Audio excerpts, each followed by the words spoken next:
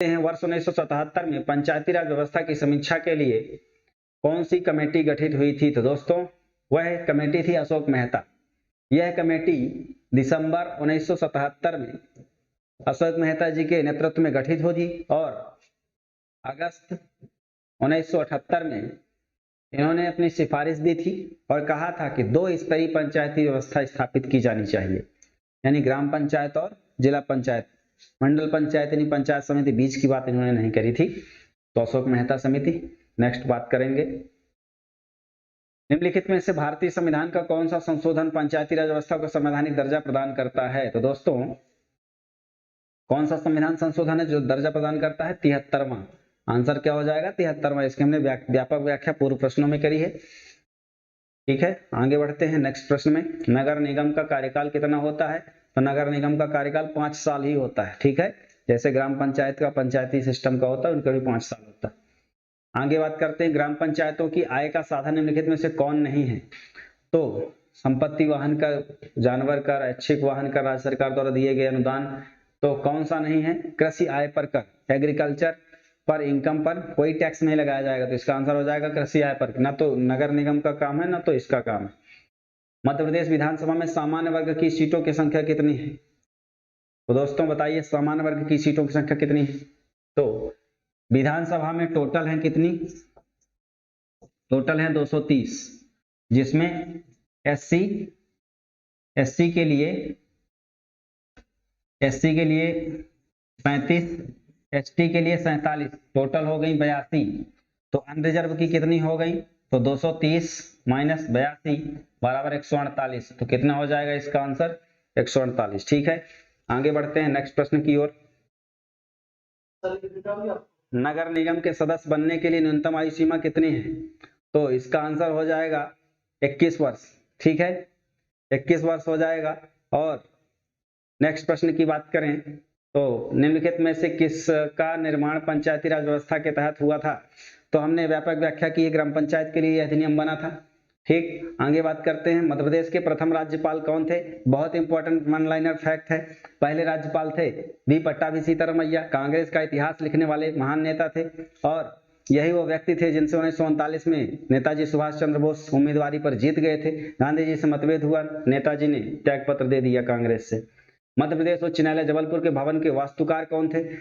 Henry Irwin एक British वास्तुकार थे और यह जो है उच्च न्यायालय का डिजाइन तैयार किया था, है ना। आगे बात करते हैं, जनजाति परिषद वाला राज्य कौन सा है? तो दोस्तों जनजाति परिषद के बारे में अनुसूची 6 में स्पष्ट प्रावधान है। अमे त्रिमी 3 राज्यों का, 4 राज्यों का, असम, मेघालय, त्रिपुरा, मिजोरम। तो असम, मेघालय इसमें से 2 हैं, तो ए और बी दोनों हो जाएगा इसका आंसर।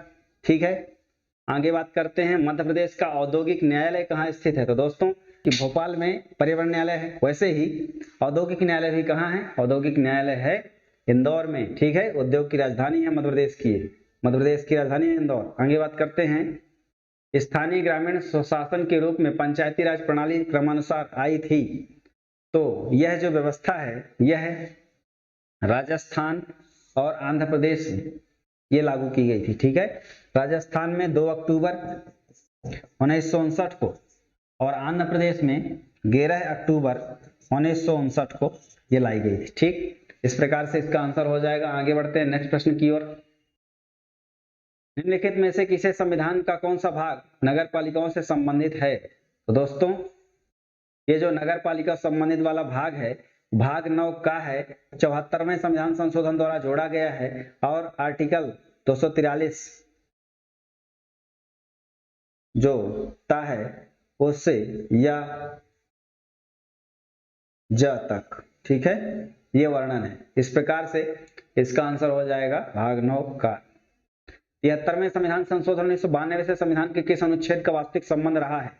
तो 73वां संविधान संशोधन हमने पृष्ठभूमि पर इसकी चर्चा की थी कि अनुच्छेद 40 इस बात का उल्लेख करता है कि पंचायती राज व्यवस्था का गठन किया जाएगा, ग्राम पंचायतों का गठन किया जाएगा और यह गांधीवादी नीति निर्देशक तत्व रहा है।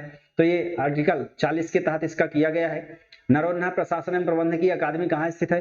तो मध्य प्रदेश में एमपीपीएससी या अन्य सर्विस के द्वारा चयनित जो प्रशासनिक अधिकारी हैं उनके लिए आधारभूत प्रबंधन प्रशिक्षण जो दिया जाता है वो नरोन्हा प्रशासनिक अकादमी में भोपाल में दक्षिण पूर्व में शाहपुरा झील के पास में स्थित एक संस्थान है और यह भोपाल में स्थित है, ध्यान रखेंगे। यहीं एमपीपीएससी के द्वारा चयनित नायब तहसीलदार, डिप्टी कलेक्टर, डीएसपी और अन्य को आधारभूत प्रशिक्षण दिया जाता है और बाद में प्रशासनिक अधिकारियों को पूर्णकालिक प्रशिक्षण भी दिया जाता है। भारत में राष्ट्रीय पंचायत दिवस कब मनाया जाता है? तो दोस्तों, राष्ट्रीय पंचायत दिवस 24 अप्रैल 1993 को लागू होने की याद में हर साल 24 अप्रैल को मनाया जाता है। आगे है, ग्राम पंचायत एवं पंचायत समिति निर्मित द्विस्तरीय पंचायती व्यवस्था वाले राज्य कौन से हैं? तो हमने बात करी थी असम, असम, हरियाणा, कर्नाटक, उड़ीसा, पांडिचेरी, दिल्ली। तो इसमें से इसका आंसर हो जाएगा कि द्विस्तरीय पंचायती व्यवस्था वाले असम है, उड़ीसा है, कर्नाटक है, सही है, दिल्ली भी है, पांडिचेरी भी है और इसमें से एक हरियाणा भी है। ठीक, ये दो स्तरीय वाले हैं। आगे बात करते हैं, किस आर्टिकल के तहत राज्यपाल को अपने पद की शपथ लेता है? तो दोस्तों, अपने पद की शपथ राज्यपाल लेता है किस आर्टिकल के तहत? तो आर्टिकल 159 के तहत पद की शपथ लेता है। ठीक है, और शपथ दिलाने वाला हाई कोर्ट का चीफ जस्टिस होता है। किस अनुच्छेद के तहत राज्यपाल के विरुद्ध पदावधि के दौरान किसी भी न्यायालय में दंडिक कार्यवाही से उन्मुक्ति है? तो विशेषाधिकार का वर्णन है आर्टिकल 361 में। विशेषाधिकार का वर्णन आर्टिकल 361 में, ध्यान रखिएगा। आगे बात करते हैं, नेक्स्ट प्रश्न, मध्य प्रदेश के महाधिवक्ता कौन थे? पहले महाधिवक्ता कौन थे? तो दोस्तों, पहले महाधिवक्ता थे श्री एम अधिकारी, श्री एम धर्माधिकारी या श्री एम अधिकारी। वर्तमान में है श्री प्रशांत सिंह। ठीक, महाधिवक्ता कौन होता है? राज्य सरकार का सरकारी वकील होता है। मध्य प्रदेश में जनपद पंचायतों की संख्या कितनी है? तो जनपद पंचायत जनपद स्तर पर होता है। कितने जनपद हैं, कितने ब्लॉक हैं मध्य प्रदेश में? 313, 313। ऐसे ही 313 क्या हो जाएगी? जनपद पंचायत संख्या हो जाएगी। जैसे जिला पंचायत जिला स्तर पर होती है तो 52 जिला पंचायत है। जिला न्यायाधीशों की नियुक्ति और पदोन्नति कौन करता है? तो जिला न्यायाधीशों की नियुक्ति और पदोन्नति करने का जो काम है वो राज्यपाल करते हैं। और राज्यपाल किसके परामर्श से करते हैं? तो हाई कोर्ट के परामर्श से करते हैं। ठीक है, आगे बात करते हैं, अनुच्छेद 167 के अनुसार राज्यपाल को जानकारी देने के संबंध में कर्तव्य का वर्णन किसके द्वारा किया गया है? तो दोस्तों, ये मुख्यमंत्री के कर्तव्य का वर्णन है। जिस तरीके से आर्टिकल 78 इस बात का उल्लेख करता है कि प्रधानमंत्री अपने कर्तव्यों को जो है कार्यों को सूचना किसको देंगे? राष्ट्रपति को देंगे। ऐसे ही मुख्यमंत्री देंगे राज्यपाल को 167 के तहत। विधानसभा के सदस्यों की निरर्हताओं के संबंध में गलत कथन का चयन करें। इसमें कहा गया सदस्यता समाप्त हो सकती है यदि, कब समाप्त हो सकती है? तो इसमें से ये वाला कथन गलत है। 90 दिन तक सदन की अनुमति के बिना उसके सभी अधिवेशनों में अनुपस्थित रहता है। तो ये 90 दिन नहीं है, 60 दिन है। तो ये स्टेटमेंट गलत है। बाकी सभी स्टेटमेंट सही है। कोई सदस्य, दोनों का सदस्य चुन लिया जाता है तो ये बिल्कुल गलत है। ये मतलब हो ही जाता है, चुन लिया जाता है तो उसकी सदस्य समाप्त हो ही जाएगी, इसमें भी समाप्त हो जाएगी और इसके द्वारा ये सही है। यहाँ 60 दिन होगा तो ये गलत है कथन। आगे बढ़ते हैं, सदस्य नगरीय निकाय की बैठक में कितने सदस्य के लिए किसी प्रस्ताव को लाने के लिए कितने समय पूर्व अध्यक्ष को अवगत कराना जरूरी है?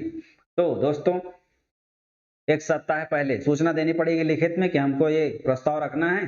तो एक सप्ताह इसका आंसर हो जाएगा।